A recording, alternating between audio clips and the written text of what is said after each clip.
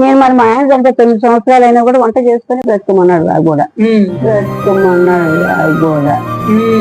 పిల్లలు ఎంత మంది ఉన్నారు? కొడుక ఎక్కడ ఉంటాడు? చనిపోయినా లేరా?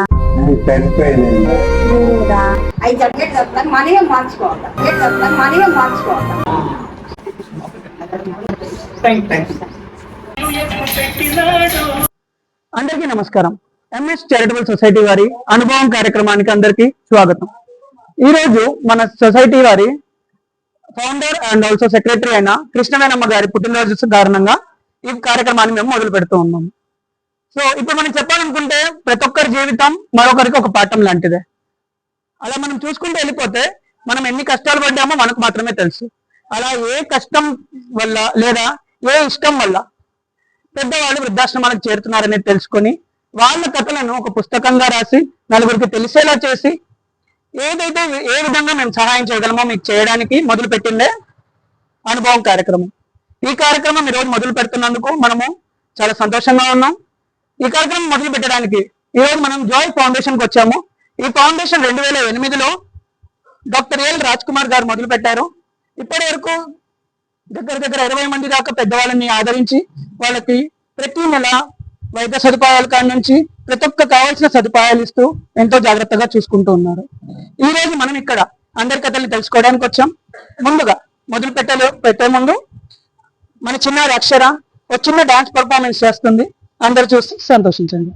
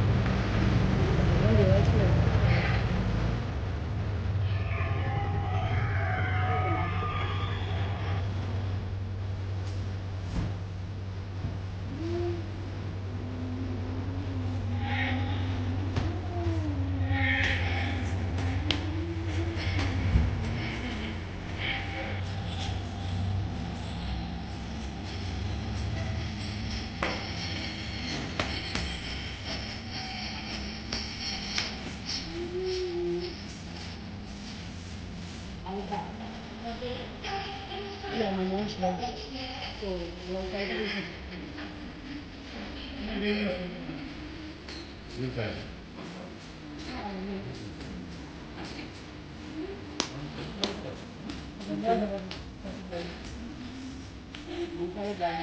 बर्थडे अंत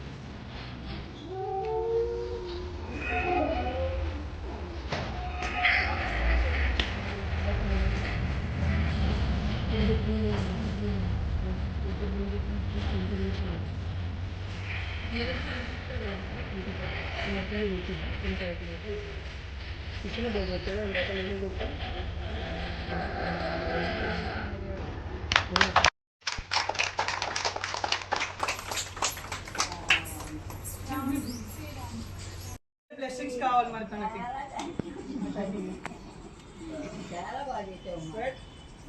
నీకు ఎలా అనిపించింది మరి? నీకు ఎలా అనిపించింది? అనిపించిందా? మా అమ్మ దగ్గరికి వచ్చి చేసినందుకు ఎంత బాగుంది. నీ బాగుందా? చాలా చాలా సంతోషమా? సంతోషమా అని అడుగుతున్నారు బామ్మ వాళ్ళు. సంతోషమా? మరి బామ్మ వాళ్ళకి ఇంకో సాంగ్ కావాలండి, చేస్తావా మరి? మీకోసం ఇంకో సాంగ్ కూడా చేస్తాను. ఒక 5 minutes అంటే రెస్ట్ తీసుకొని చేద్దాం మళ్ళీ ఒకసారి. ఓకే. నమస్కారం కృష్ణయ్యనమ్మ. నా పేరు సందీప్. మీరు చెప్పినట్టుగా ఎంఎస్ చారిటబుల్ సొసైటీ నుంచి పెద్దవాళ్ళ అనుభవాలను తెలుసుకోవడానికి ఇక్కడికి వచ్చాం. సో బేసిక్గా మీరు ఎక్కడి నుంచి వచ్చారు? మాది కడప, రాయలసీమ. ఇక్కడ హైదరాబాద్కి ఇచ్చారు. సో ఇది మీ మెట్టినిల్లు. ఇక్కడ ఎక్కడ ఏ ఏరియాలో ఉండేవాళ్ళము? Kukatpally Alvin colony. సో అంటే మీ అత్తమామతో కలిసి ఉండేవాళ్ళు లేదా వ్యాపార రీత్యా లేదా అంతా కలిసి ఉమ్మడి కుటుంబంగా ఉండేవాళ్ళు? మీ మేనత్త ఇంటికే ఇచ్చారు. ఓకే. అంటే మీ బావగారికే మిమ్మల్ని? ఓకే ఓకే, అర్థం. మరి మీకు పిల్లలు ఎవరైనా ఉన్నారు? ఓ బాబు ఒక పాప. ఇప్పుడు ఏం చేస్తున్నారు వాళ్ళు? పాప న్యూస్ లో పనిచేస్తుందా? బాబు మాత్రం పూజ చేస్తాడు దేవునికి. ఓకే, పూజారా? మరి మీరు కడప అన్నారు కదా, కడప దగ్గర ఏ ఊరు? ఏ ఊరు? కడపే మాది. కడపే. సో కడపలో ఉన్నప్పుడు చిన్నప్పుడు మీ ఫ్రెండ్స్ తో వాళ్ళతో ఆడుకుంటూ ఉండొచ్చు, ఇంకేమైనా చేసి ఉండొచ్చు. అలాంటి ఏమైనా ఒక చిలిపి మెమొరీ ఏమైనా ఉందా? గోడలు ఎక్కి దుక్కలేదు కానీ మేము స్కూల్ పోయేటప్పుడు కొట్టుకుంటా చెప్పుకుంటా పోతాం. అవునా? ఏ స్కూల్లో చదివారు? అది గవర్నమెంట్ స్కూల్, అప్పుడు ప్రైవేట్ స్కూల్ లేవు. అంటే గవర్నమెంట్ స్కూల్ ఎలా ఉండేది అప్పుడు? చదువులు ఎలా ఉండేటివి? బాగానే పెద్దవాళ్ళ శిక్ష చదివాను. పెద్దవాళ్ళ శిక్ష చదివారు.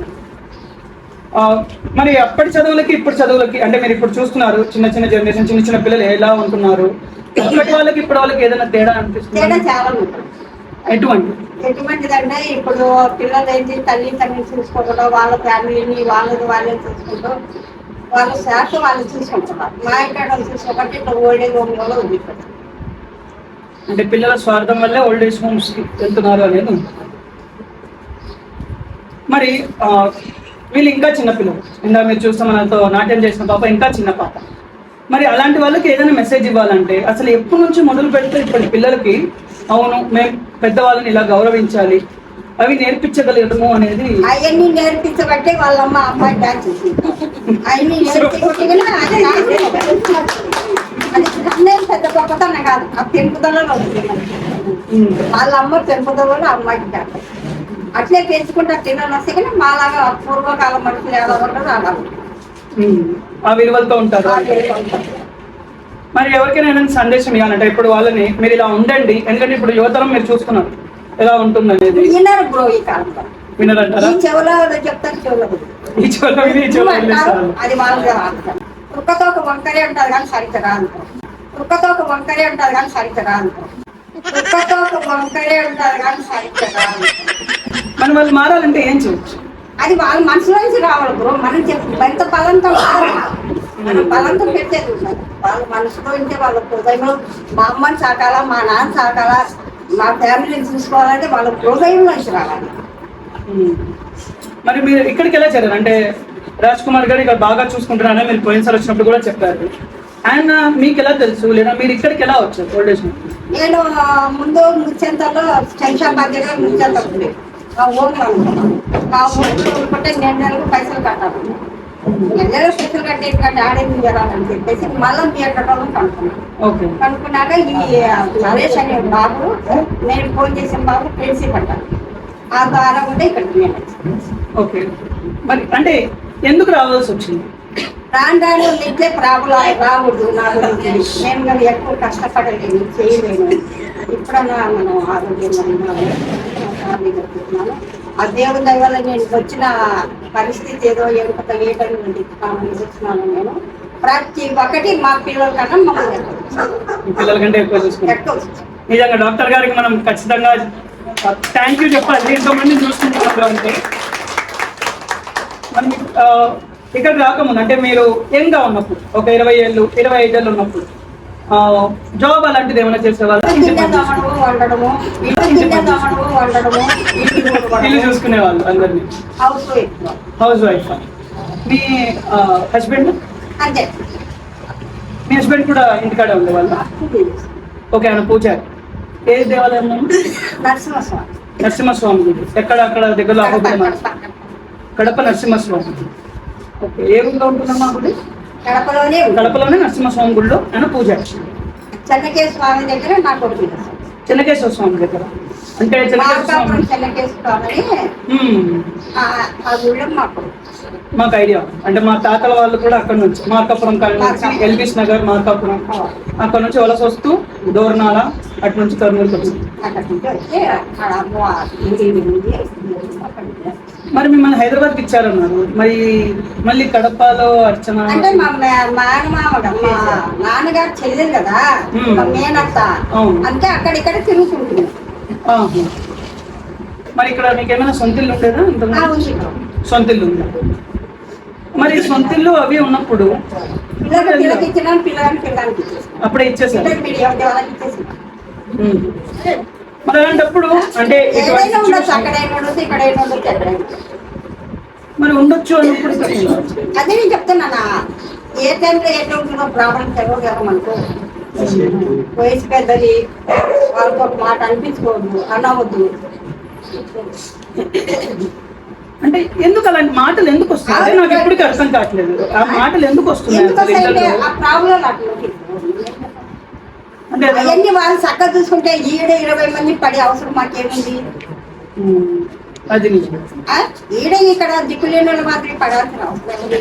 కానీ మా రాజబాబు సార్ అంతకన్నా ఎక్కువ మనం చూసుకుంటున్నాడు. కానీ ఆయన చేస్తాం. అదైతే నిజం. మీరు ఇంతకుముందు కూడా చెప్పారు, అది నాకు గుర్తుంది. మరి ఇక్కడ మీకు ఫెసిలిటీస్ ఎలాంటివి ఇస్తూ ఉన్నారు సార్? అంటే ఎటువంటి ఫెసిలిటీస్ ఉన్నాయి? ఇంకేమైనా మంచిగా ఉంటే బాగుండు అని మీకు ఏదైనా అనిపించింది? మాకు మంచిగా అంటే ఇంతకన్నా మంచిగా ఇంకా మాకు సార్, మా సార్ చూసేది ఇదే చాలా మంచి. ప్రతి ఒక్కటి మాకు ప్రతి ఒక్కటి చూస్తున్నాడు. ఏం కావాలి మాకు? తినడానికి తిండి ఉంది, కట్టడానికి బట్ట ఉంది, హాస్పిటల్ ఉంది, అన్ని చూపించుకుంటాడు, అన్ని చేస్తున్నాం. కళ్ళు కూడా ఆపరేషన్ చేయించిండు, అన్ని చూస్తున్నాడు. ఇంక ఏముంది మాకు? లేకపోతే ఎవరైనా చచ్చినా కూడా మా సార్ సాగు చేస్తూనే ఉన్నారు. ఇంకెంతకన్నా మాకు ఇంకేం కావాలి ఈ వయసులో? అదైతే మరి ఒక చిన్నప్పుడు ఇలా మనము ఆటలు ఆడేవాళ్ళు కదా. ఇప్పుడు వాళ్ళంటే పొద్దుముక్కల ఫోన్లు పట్టుకొని అవి చేసుకుంటూ. మీరు చిన్నప్పుడు ఆడిన కొన్ని గేమ్స్ చెప్పగలరా? ఏమైనా ఆటలు అప్పుడు ఎటువంటి ఆటలు ఆడేవాళ్ళు? ఈ కళ్ళకు పెట్టుకొని ముక్కు బిల్ల ఆటలు, అవి తొక్కుడు బిల్ల ఇట్లాంటివి ఆడినాము. సైకిల్ వచ్చి కింద పడి ఇంత గాయమైంది, కన్నం ఉంది. ఇట్లాంటివి ఆడినాము. సైకిల్ వచ్చి కింద పడి ఇంత గాయమైంది, కన్నం ఉంది. అవన్నీ అయినాయి ఇప్పుడు నాకు. ఎప్పుడైనా మోటార్ సైకిల్ నడిపారు? అప్పుడు మోటార్ సైకిల్ ఆడి బ్రో. మోటార్ సైకిల్ మామూలు సైకిల్ దొరికి ఎంత గాయమైంది ఇదో. అప్పుడు మంచి ఇప్పటిదాకా ఉంది. అంటే ఉన్నాయి అనమాట. నాకు తెలిసిన వరకు ఎవరు సైకిల్ తొక్కడం అనేది కింద పడకుండా నేర్చుకోవాలనుకుంటాను. ఎవరైనా కానీ కింద పడాల్సిందే. ఎంత వైద్యుడైనా ఒక నిద్రను తప్ప డాక్టర్ కాదు. అయ్యయ్యో. ఒక నిద్రను తప్పినాకంటే డాక్టర్ ఇస్తాడు. అది నిజమే. అంతేనా? మరి మీకు ఏ వయసులో పెళ్ళి? నాకు 16 ఏళ్ళకే పెళ్ళి. 16 ఏళ్ళకి పెళ్ళి, చిన్న వయసులో. పిల్లలు పిల్లలు ఉన్నప్పుడు ఇప్పుడు నేను నార్మల్గా అడిగేది, ఇప్పుడు మీ పిల్లలకి పెళ్లిళ్ళు చేశారు, వాళ్ళకి పిల్లలు ఉన్నారు, ఆ తర్వాత మీరు ఇటు వచ్చేయాల్సి వచ్చింది, ఏ ప్రాబ్లం రాకూడదని. మరి ఆనాడు మీకు పిల్లలు ఉన్నప్పుడు మీరంతా ఉమ్మడి కుటుంబంగా ఉన్న వాళ్ళేనా? మేమంతా 7 మంది అక్క చెల్లెలు. 7 మంది అక్క చెల్లెలు ఒకే ఇంట్లో ఉండేవాళ్ళ? ఓకే. ఒక కంపెనీలో ఏదానికైనా మా వాళ్ళంతా 7 మంది అన్నదమ్ములు అక్క లేదు అంతమంది కలిసి ఉండేవాళ్ళు. మరి అంతమంది కలిసి ఉన్న ఆనాడు రాని 7 మంది అక్క చెల్లెలు మీరు ఒక్కరే ఉన్నారు.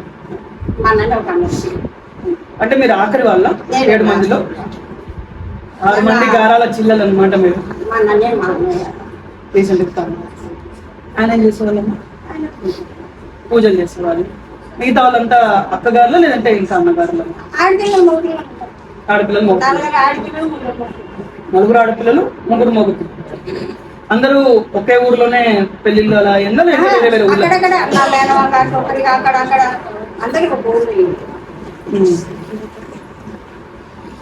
మరి ఎప్పుడైనా ప్రసాదం వండడం అలాంటివి చేస్తారండి?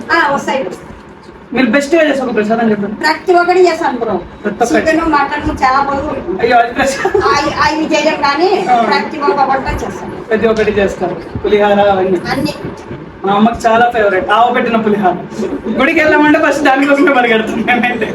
అవన్నీ చేత కావు కానీ ఇవన్నీ మొత్తం వంటలన్నీ చేస్తాను. వంటలన్నీ చేయగలుగుతాం. మరి వాళ్ళకి ఏదైనా చిట్కా ఇస్తారా, ఏదైనా వంట రూమ్ లో చిట్కా? ఎందుకంటే ఈ మధ్య ఆడవాళ్ళ కంటే మగవాళ్ళు ఎక్కువగా వంటలు చేస్తూ ఉన్నారు. బ్యాచులర్ రూమ్స్ అనేవి ఎక్కువగా మగవాళ్ళను కొంటున్నాం బ్రో మేము. అందుకే వాళ్ళు కూడా పొయ్యి దగ్గర. ఈ కాలం అలా లేదు కదమ్మా. ఈ కాలం మిమ్మల్ని కొంటున్నారు బ్రో. మేమే కొనాల్సి వస్తున్నాం. మిమ్మల్నే కొంటున్నారు కట్టలు ఇచ్చి. అందుకే నేను పొయ్యి దగ్గరకు వస్తున్నాను బ్రో. ఆ కాలంలో లేదు కదా మాకు. లేదు కాలం అయితే మారింది. మళ్ళీ నేను చెప్పింది అది. ఇప్పుడు మేమే కొనాల్సి వస్తుంది అమ్మాయిలని. అంటే కొనడం అని కాదు, ఆనాడు వాళ్ళకి జరిగింది, ఈనాడు వీళ్ళకి జరిగింది. ఈనాడు కట్నాలు ఎక్కడ ఉన్నాయమ్మా? మా దాంట్లో అస్సలు లేదు. దాంట్లో లేదని ప్రపంచంలో లేదు. ఏం తీసుకున్నారు అప్పుడు? ఇప్పుడు ఫ్లాట్లు తీసుకుంటున్నారు.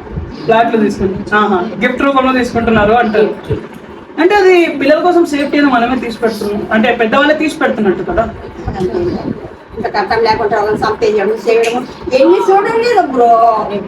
నువ్వు అన్ని ఫోన్లో గడవు, టీవీలో గడవు. అంటే ఈనాడు కూడా ఇంకా జరుగుతున్నాయి, అది జరగట్లేదు కదా. ఏ కాలంలో ఉన్నావు? నువ్వు ఏ ఊళ్ళో ఉన్నావు? నేను హైదరాబాద్. హైదరాబాద్ అంటే మన ఏంటి నీకు ఎత్తుదే. అంటే అప్పుడు జరిగినన్ని జరుగుతున్నాయి అంటారా? ఇప్పుడు కూడా ఇప్పటికీ జరుగుతున్నాయి అలాంటి. మరి ఇవన్నీ మారాలంటే ఎలా మరి? అది మనం మారాలి. అవి మారవు కానీ అవి జరిగేది జరుగుతుంది. మనమే మార్చుకోవాలి. అంటే ఎలా అంటారు? అంటే ఇప్పుడు ప్రతిదానికి ఏదైనా ఒక పని జరగాలంటే ఎవరో ఒకరు ఇనిషియేటివ్ తీసుకోవాలి. అంటే ఎవరో ఒకరు మొదలు పెట్టాలి, కోపం తగ్గించుకోవాలి. అది ఇప్పుడైతే చూస్తున్నాం, చిన్న విషయాలకి అందరికి కోపాలు వచ్చేస్తున్నాయి. అది చిన్న పిల్లడు కాదు, పెద్ద పిల్లడు కాదు, అందరికి బీపీ అని, షుగర్లు అని 20,000 30,000 వాళ్ళకి వచ్చేస్తున్నాయి. అది ఎందుకంటారు? చాలా అట్లా వస్తుందంట. మరి ఇప్పుడున్న పిల్లలు వీక్ అవుతున్నారు అనేది ఇంకొకటి అందరూ అనేది. అంటే ఏంటంటే చిన్న విషయానికి హార్ట్ అటాక్ కి చిన్న పిల్లలు చనిపోతున్నారు అని చెప్పేసి. అప్పటి వాళ్ళని అంత నిబంధనలు ఇప్పుడు వాళ్ళు ఎందుకు ఉండటం లేదు? తిండి మంచిది కాదని, మందులో తిండి. మరి సేంద్రీయ వ్యవసాయం అంటే కనుక అందరికి సరిపోవట్లేదు. 150 కోట్ల జనాభా ఇండియా చూసుకుంటే కనుక మనం మరి దాన్ని ఎలా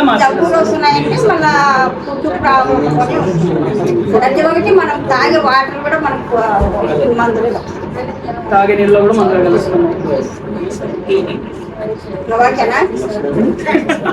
సరే అమ్మా, థ్యాంక్ యూ.